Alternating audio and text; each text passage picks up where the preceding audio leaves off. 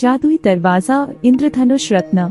एक छोटे से गांव में जो एक घने जंगल से घिरा हुआ था, वहाँ लिली नाम की एक दयालु लड़की रहती थी। उसे जंगल में घूमना बहुत पसंद था, लेकिन एक दिन उसे कुछ खास चीज मिली।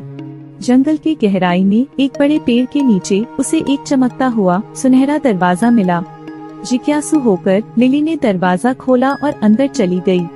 उसके आश्चर्य की सीमा नहीं रही जब उसने देखा कि वह एक जादुई दुनिया में पहुंच गई थी। वहां बोलने वाले जानवर, चमकती हुई नदियां और टॉफी के पेड़ों से भरा हुआ एक अद्भुत संसार था। जानवरों ने उसका गर्मजोशी से स्वागत किया, क्योंकि वे जानते थे कि उसका दिल बहुत ही पवित्र था।